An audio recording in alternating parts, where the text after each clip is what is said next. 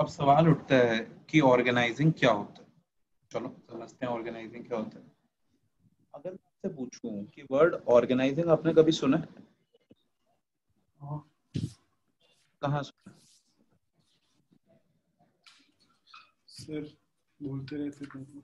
बोलते रहते सर, हमने सुन लिया था कभी कभी। चलो मैं एक एग्जांपल लेता हूँ, जैसे अगर हमें पार्टी ऑर्गेनाइज करनी है।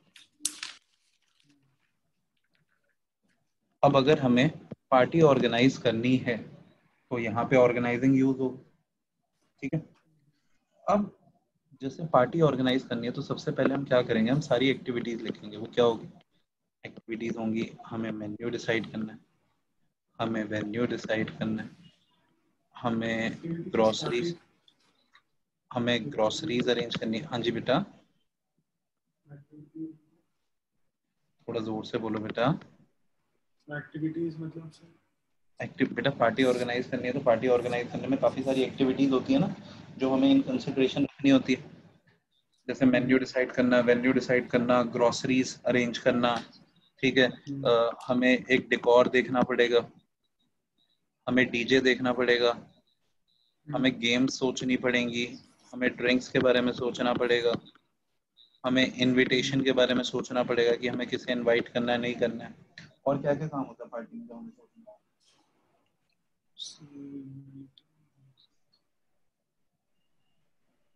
सर, जिन्हें नहीं बुला रहे उनके दोस्तों को बोलना, तूने नाम बताया।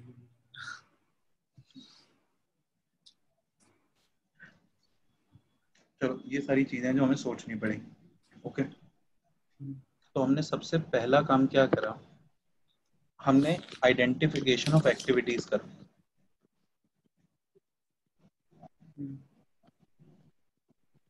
ठीक है। फिर हम इनके ग्रुप्स बनाएंगे। जैसे मेन्यू, वेन्यू और ग्रोसरी एक बंदा देख लेगा। ठीक है। डेकोर और डीजे एक बंदा देख लेगा। ड्रिंक्स और इनविटेशन एक बंदा देख लेगा। गेम्स एक बंदा देख लेगा। तो हमने फिर अगला काम क्या करा, जो मिलते जुलते काम थे ना उन्हें ग्रुप कर।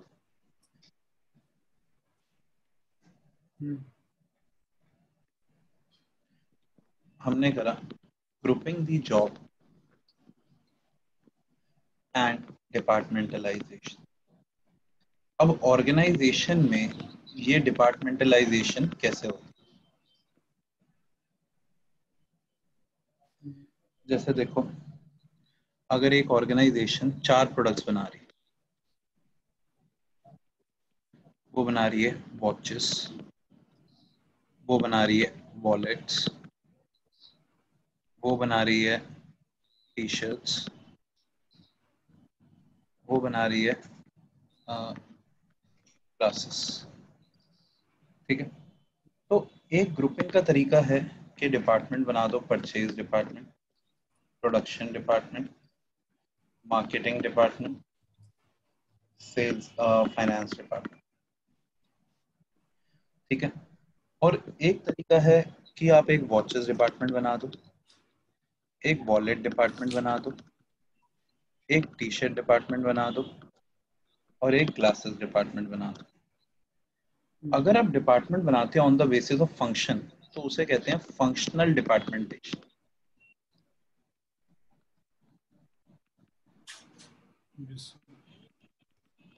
और अगर आप डिपार्टमेंट बनाते हो on the basis of product तो उसे कहते हैं डिविजनल डिपार्टमेंटेशन।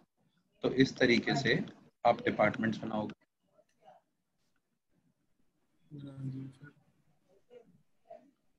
फिर आप क्या करोगे, असाइनमेंट ऑफ ड्यूटी। लोगों को वो काम दोगे जिन काम के लिए आपने उन्हें सेलेक्ट करा, कि भैया ये काम आप करोगे, ये काम आप करोगे। ये आप कैसे दोगे, on the basis of this skill, qualification, capability, experience. और आप उन्हें कहोगे ये काम आपने रिपीट करना।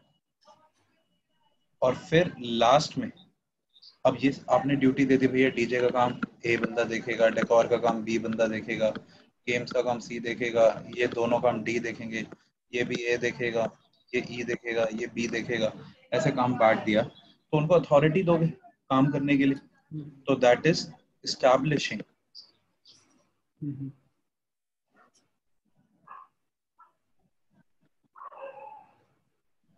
रिपोर्टिंग रिलेशनशिप, मतलब कौन किसको रिपोर्ट करेगा, कौन सुपीरियर है, कौन सबऑर्डिनेट। yes. ठीक है, एक सेकंड।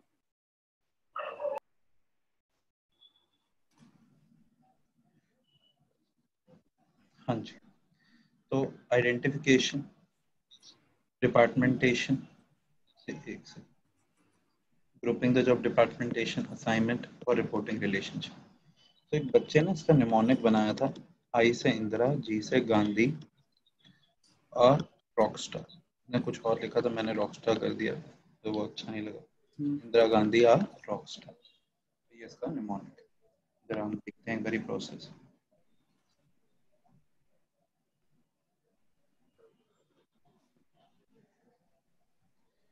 सबसे पहले identification and division of work, division of work ताकि कोई डुप्लीकेशन ना हो और बर्डन एक बंदे पे ना आए, and each work is called job.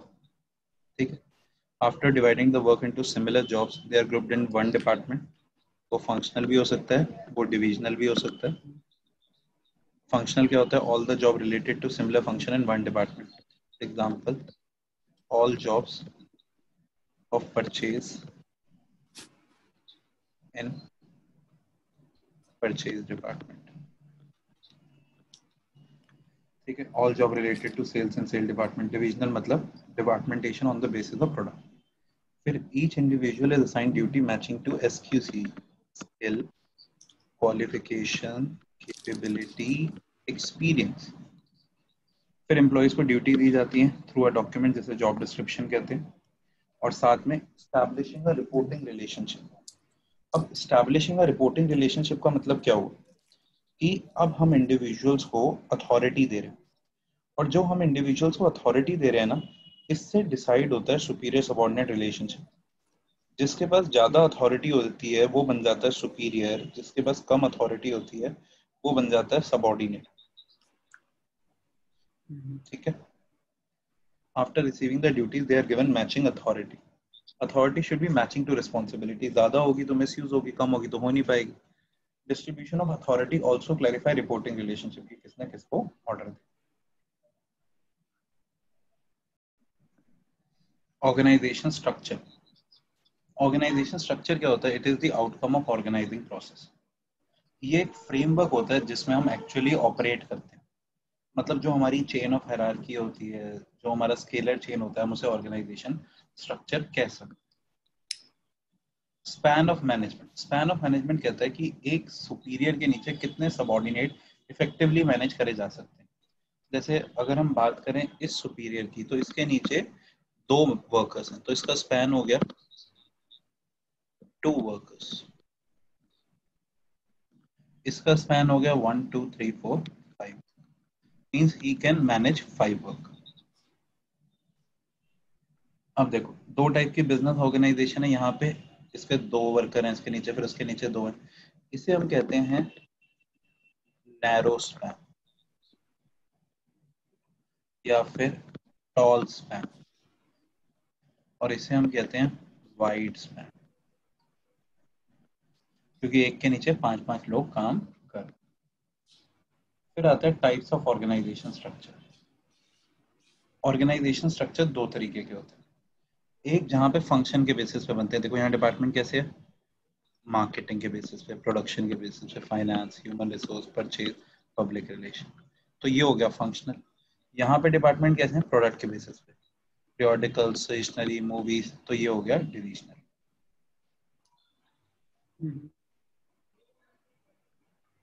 It is an organization structure where job of the similar nature are grouped into major function of separate department, जैसे purchase, production, marketing, finance.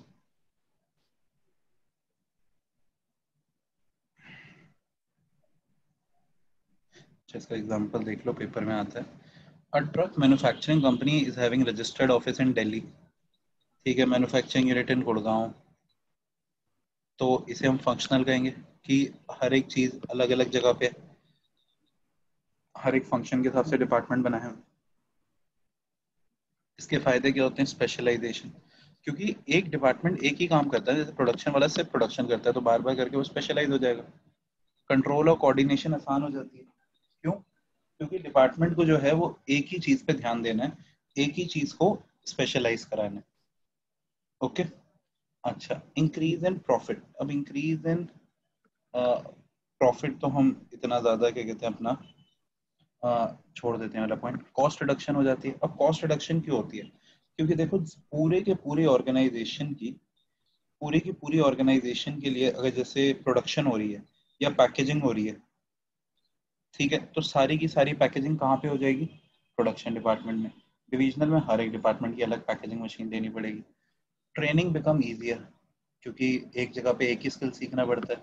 Due attention मिलती है employ को, तो employ ध्यान देता है वहां पे अच्छे से। फायदा, अब यही फायदों को एक्सप्लेन करा हुआ। डिसएडवांटेजेस क्या है? वो ना ऑर्गेनाइजेशनल इंटरेस्ट के बारे में नहीं सोचते।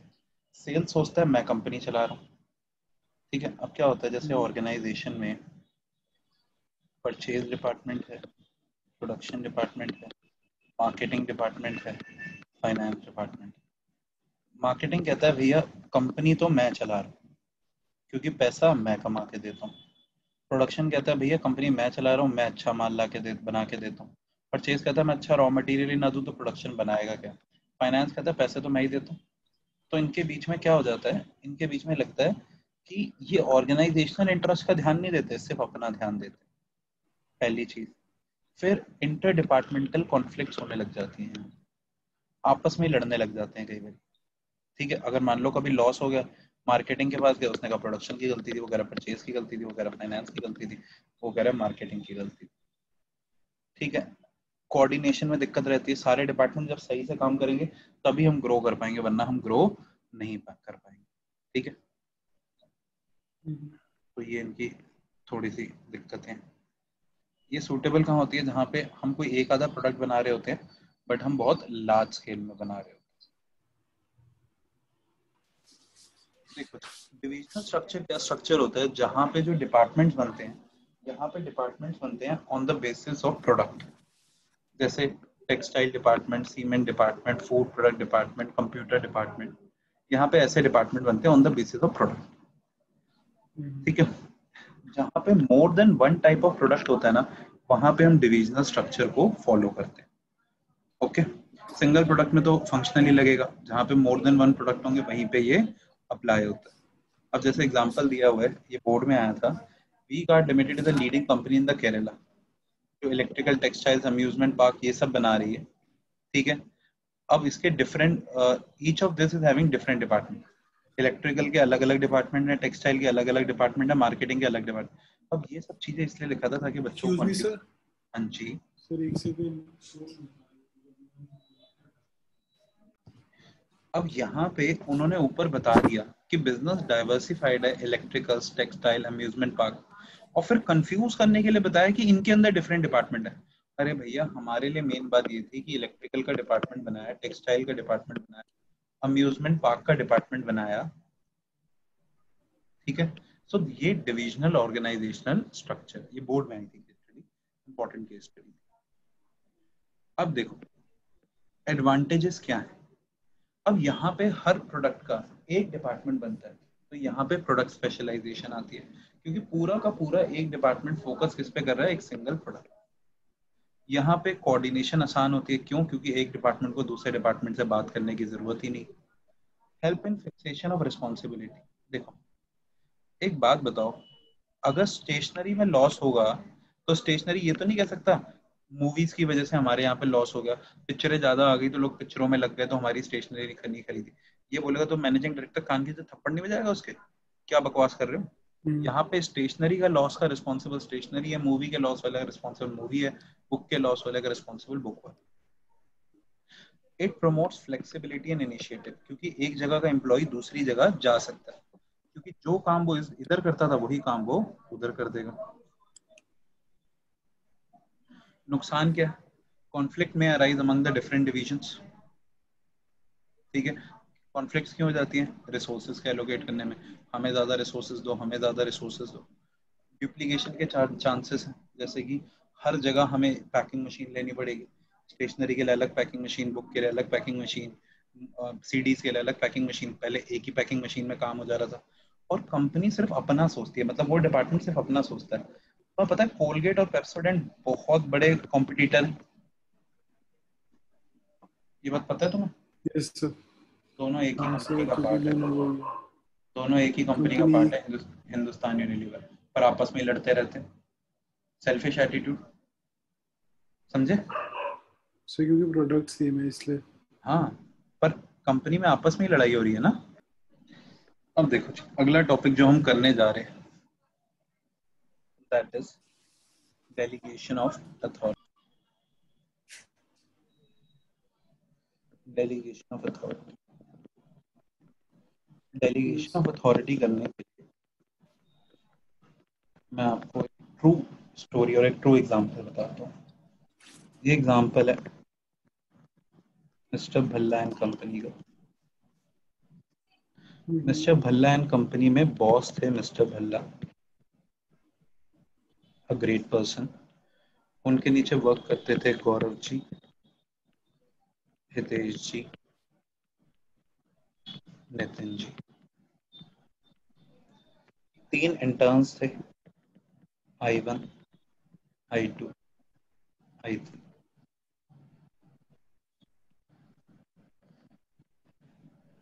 2 पीएन थे, R1, R2, Rajju and Rakesh. Sir ये आप वही बता रहे हो जो बता हाँ चुके हाँ, हैं। बेटा जब रिवाइज कराऊंगा तो वही पढ़ाऊंगा ना, कोई नई चीज तो नहीं पढ़ाऊंगा ना, उसी को थोड़ा अच्छे से समझाने की वो दोबारा से कोशिश। वो वही वाला है ना, ये वो प्रिंटर वाला। हाँ हाँ। अब देखो, मेरे पास क्या क्या काम होता था। मेरे पास काम होता था स्क्रूटनीज, यानी कि केसेस देखने का। मेरे पास काम होता था वैट की रिटर्न फाइल करने का और इनकम टैक्स की रिटर्न फाइल करने का। मेरे पास काम होता था जीएसटी की रिसर्च करने का।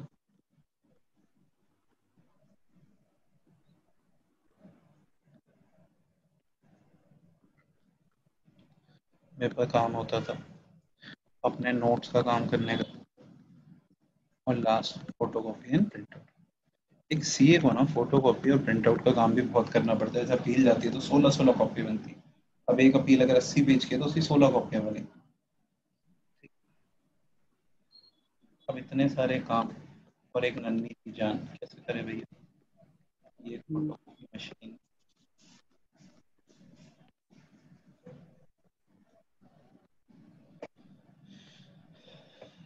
ठीक है। अच्छा जी, अब मेरी ड्यूटी 9 से 5 की, मैं 6 की, एग्जैक्ट 10 बजे आ जाता था, 5 बजे निकल जाता था। तो मैंने क्या करा, मैंने कहा कि यार ये जो फोटो कॉपी का काम है ना, ये काम मैंने रज्जो को दे दिया, पीएन को, कि भाई तू फोटो कॉपी कर दी। मैंने उसको ये दे दी। वो फोटो कॉपी करने आया, उसने कहा सर यहाँ तो भल्ला रेखा खींची हुई है। ये भल्ला रेखा क्या? तो भल्ला रेखा को समझने के लिए हमें पता होनी चाहिए लक्ष्मण रेखा क्या। जो लक्ष्मण जी ने खींची थी ना, कि कोई भी अगर इस रेखा को पार करेगा सिवाय राम जी, सीता जी और लक्ष्मण जी के, ठीक है, तो सिवाय राम जी, लक्ष्मण जी और सीता जी के, तो वो भस्म हो जाएगा। ऐसे ही भल्ला जी ने कहा था कि ये 3 लोग ही थे सर, गौरव सर क्या कहते हैं और Nitin sir, photocopy machine use कर सकते हैं और कोई नहीं कर सकता। तो वो मेरे पास आया, तो मैंने ना उसे वरदान दिया, मैंने कहा जा बस जा। मैंने उसे पावर दी कि ये मशीन यूज कर। उसने मशीन यूज करी और मुझे आके आंसर दिया कि उसने काम करा या नहीं। तो ये जो अभी प्रक्रिया हुई, इसे कहते हैं डेलीगेशन, जिसमें मैंने सबसे पहले क्या करा, मैंने शेयर करी, या फिर आई कैन से मैंने असाइन करी रिस्पॉन्सिबिलिटी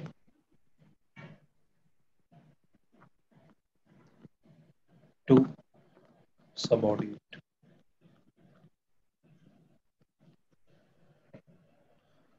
ठीक है।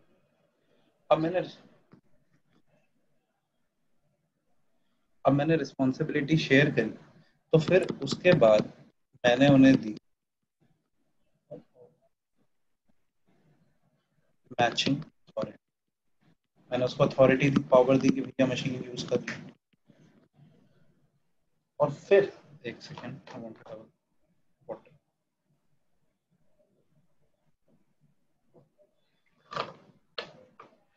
मैंने उसको अथॉरिटी दी और फिर मैंने उसकी आंसरेबिलिटी क्रिएट करी, मैंने अकाउंटेबिलिटी क्रिएट करी कि भैया आपने काम करा या नहीं करा। ठीक है, so this is the process of delegation. और अगर डेलीगेशन की हम डेफिनेशन की बात करें तो डेलीगेशन की जो डेफिनेशन वो है, it is a process of entrusting authority, responsibility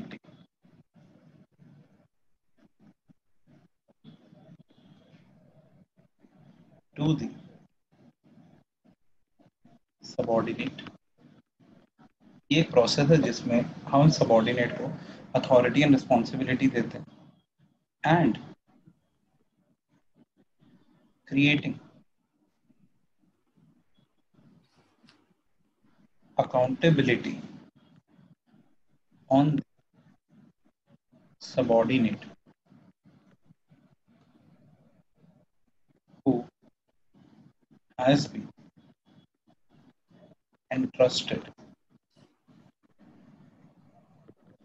authority and responsibility। मतलब ये प्रोसेस है जिससे हम सबॉर्डिनेट को अथॉरिटी और रिस्पॉन्सिबिलिटी देते हैं और अकाउंटेबिलिटी क्रिएट करते हैं उस सबॉर्डिनेट पे जिसे हमने अथॉरिटी एंड रिस्पॉन्सिबिलिटी दी। ठीक है, तो यही करा हमने ऊपर, अगर हम देखें तो। अच्छा जी, अब ये काम करने से क्या हुआ कि इसने मेरा वर्कलोड कम कर दिया, तो मैं जो कोर कंपिटेंसी वाले काम है उन पे ध्यान दे सकता। फिर इंटर्न था I1, मैंने इंटर्न था I1, इसको दिया काम कौन सा, वैट की रिटर्न, कि भैया ये काम तू कर। पहले तो वो रेडी नहीं था, फिर मैंने उसे समझाया भैया तू काम सीखेगा कैसे, आगे अच्छा सीए कैसे बनेगा, कहता हाँ सर। फिर उसने काम करा और उससे काम सही हो गया, तो वो मोटिवेट हो गया, और मोटिवेट हो गया कि उसने सही काम कर लिया और साथ में वो काम सीख भी गया, तो एम्प्लॉय डेवलपमेंट भी होगी, हम काम सीखते ही ऐसे। अब धीरे धीरे जब ये लोग काम सीखने लग गए, ठीक है, तो बेसिस ऑफ मैनेजमेंट हायरार्की चलने लग गई। मैनेजमेंट होती है जहाँ पे सीनियर सबॉर्डिनेट को काम देता है, वही तो हो रहा है, भल्ला जी मुझे दे रहे हैं, मैं आगे अपने इंटर्न को दे रहा हूँ, अपने से नीचे वालों को दे रहा हूँ। इससे हमारे बीच में कोऑर्डिनेशन बढ़ रही, ठीक है, क्योंकि हम साथ मिलके काम कर रहे हैं। और ग्रोथ में भी, ग्रोथ एंड एक्सपेंशन में ये हेल्प करता है। कैसे, भल्ला साहब ने नया ऑफिस ले लिया हमदर्द के पास, कौन सी जगह, असफ अली रोड। तो भल्ला साहब ने हमें कहा कि भैया आप असफ अली रोड आ जाओ। हमने कहा चलो जी, हम असफ अली रोड आ जाते हैं। तो जब हम असफ अली रोड आए तो I1 और I2 ने हमारी जगह काम करना शुरू कर, that is growth of enterprise. Delegation is the process of entrusting responsibility and authority to the subordinate and creating accountability on those employees who are entrusted responsibility and authority। अब delegation के जो एलिमेंट्स हैं वो elements क्या क्या हैं, तो उसके एलिमेंट्स हैं अथॉरिटी, रिस्पॉन्सिबिलिटी एंड अकाउंटेबिलिटी। तो फिर भैया सवाल उठता है कि ये है क्या। अथॉरिटी का मतलब होता है power, power to take decision, power to use resources, power to issue order. ठीक है, दैट मीन्स अथॉरिटी। अब अथॉरिटी जो है इट फ्लोज डाउनवर्ड, क्योंकि हम अपने से नीचे वालों को ही ऑर्डर देते हैं। ठीक है, और अथॉरिटी जो है वो डेलीगेट करी जा सकती है। रिस्पॉन्सिबिलिटी क्या होती है, ड्यूटी और obligation to do the task, ये सुपीरियर सबऑर्डिनेट रिलेशनशिप से आती है, अथॉरिटी पोजीशन से आती है। ठीक है, रिस्पॉन्सिबिलिटी फ्लोज अपवर्ड, हम रिस्पॉन्सिबल किसे होते हैं, अपने से सीनियर को, उसे जवाब देते हैं। ठीक है, अकाउंटेबिलिटी मतलब जवाबदारी, आंसरेबिलिटी मतलब कि आपको जो काम दिया गया था, ठीक है, you are answerable for final outcome. एक बारी रिस्पॉन्सिबिलिटी क्रिएट कर गई तो फिर आपको जवाब देना पड़ेगा। अकाउंटेबिलिटी कैसी होती है, एब्सोल्यूट होती है। ठीक है, इट फ्लोज अपवर्ड और वो एब्सोल्यूट होती है, उससे हम बच नहीं सकते। सर इसका मतलब क्या हुआ? देखो इसका मतलब ये हुआ कि अगर R1 रज्जो ने मशीन को खराब कर दी तो भल्ला साहब मुझे डांटेंगे, तो मैं भल्ला साहब को ये नहीं कह सकता रज्जो की गलती है। भल्ला साहब मेरी ही लगाएंगे, वो कहेंगे ये आपका काम था। तो मैं उसे अथॉरिटी दे सकता हूँ, रिस्पॉन्सिबिलिटी दे सकता हूँ, फाइनल आंसरेबिलिटी मेरी रहेगी। इस चीज को कहते हैं कि अकाउंटेबिलिटी। इसे हम कहते हैं that accountability is non transferable या कांट डेलीगेटेड, या फिर इसे एक नाम दिया जाता है प्रिंसिपल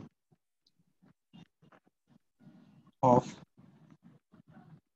एब्सोल्यूटनेस।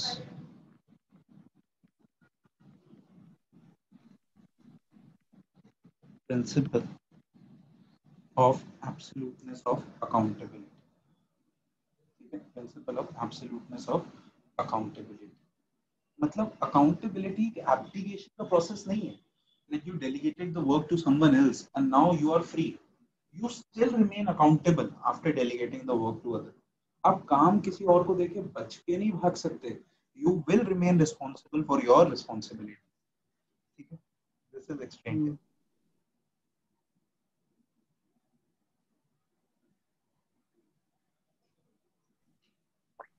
ठीक है? फिर डेलीगेशन की इंपॉर्टेंस दी हुई है.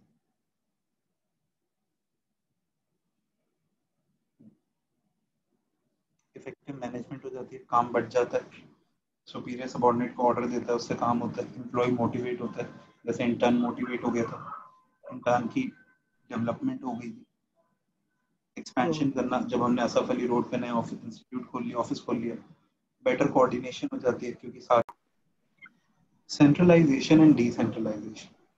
Centralisation means concentration of authority at top level. Centralization means जहां पे डिसीजन मेकिंग पावर पूरी की पूरी टॉप लेवल के हाथ में. और डिसेंट्रलाइजेशन का मतलब क्या होता है? Systematic delegation of authority throughout the organisation.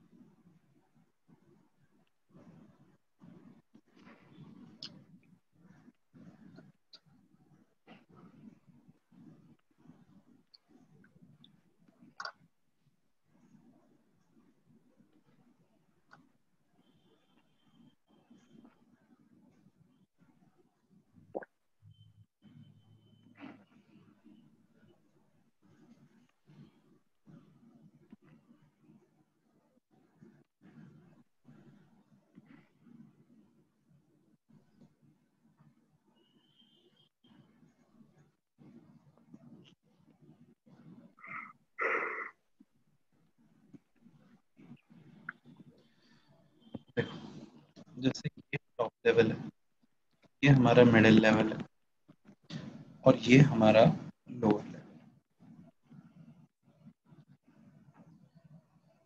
अब अगर हम बात करें सेंट्रलाइजेशन की, तो सारी decision making power top level के पास. मतलब अगर मैं बोलूं डिसीजन मेकिंग पावर अगर वेट में है तो 20 kg की 20 kg डिसीजन पावर. ठीक है. और अगर मैं बात करूं डिसेंट्रलाइजेशन की, तो जैसे मान लो 8 kg पावर इनके पास, ठीक है, 6 kg इधर बांटी हुई, मतलब 3 kg इनके पास, 3 kg इनके पास. ठीक है, और 1.5 kg 1.5 kg इधर बांटी. मतलब क्या करा, ऊपर से लेके नीचे तक सबको पावर बांट दी, तो वो हो गया डिसेंट्रलाइजेशन.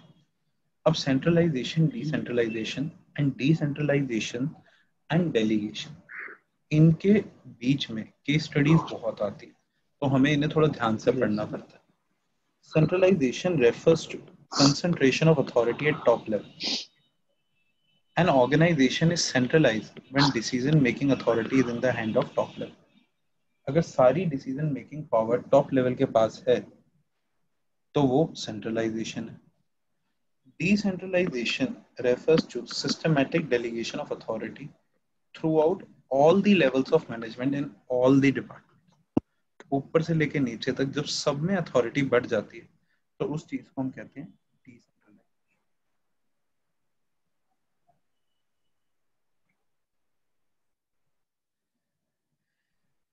मैं ना कुछ कीवर्ड्स आपको दिखा रहा हूँ, आप ये कीवर्ड्स जरूर लिख लो। स्क्रीनशॉट लिख लो हाथ से थोड़ा सा, बस कुछ नहीं लिखा। These are the keywords to identify decentralization. Decentralization is not mere transfer of authority. This word, please see this word, selective dispersal. This is one of the key word to identify decentralization. Decentralization एक policy होती है, delegation एक routine work होता है। Decentralisation इस belief में होती है कि एम्प्लॉइज कंपिटेंट हैं, केपेबल हैं। डेलीगेशन इस बिलीफ में होता है कि हमें अपना काम कम करना है। डिसेंट्रलाइजेशन कहते हैं एम्प्लॉइज कैन अज्यूम रिस्पॉन्सिबिलिटी, और delegation is task of every level.